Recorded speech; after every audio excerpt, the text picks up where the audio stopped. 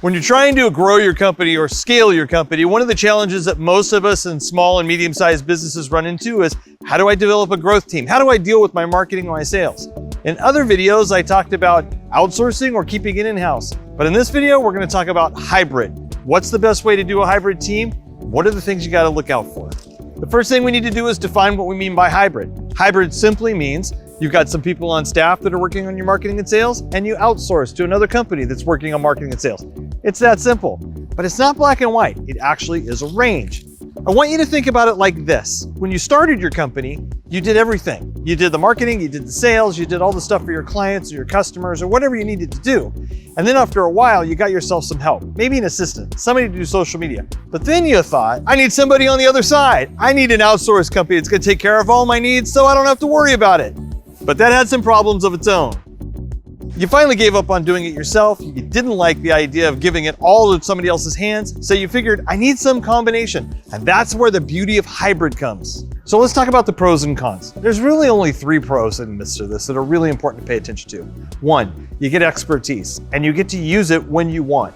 2, you can get some strategy and some experience in the midst of marketing and sales that you might not be able to afford. And 3, flexibility. Flexibility means you get to use it whenever you want. If you don't have to pay for those skills and that experience 40 hours a week, you're in great shape. It actually leverages your ability to do stuff. It's one of the magic pieces of a hybrid team.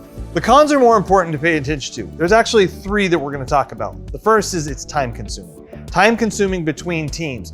You don't just have those water cooler conversations. You don't just comment about something and jump back into your office or run into each other doing something over lunch. You actually have to communicate, get on a Zoom call, get on the phone call. Those are the challenges that you face. Now, they're not unsurmountable, but they can be challenging. The next one is the actual, how well do the teams work? Do they communicate well? Do they not communicate well? That's something you have to be careful of because it can become a huge con. The third is cost. Cost can be a barrier here. The reason? Because you're not hiring them full time, so they're going to charge a premium for doing consulting work. It can be worth it, but it can get out of control, so you just have to be aware that it could be one of the negatives. But the biggest problem we have, and we're thinking about it all the time, is that people believe hybrid models are all created equal, and they're not.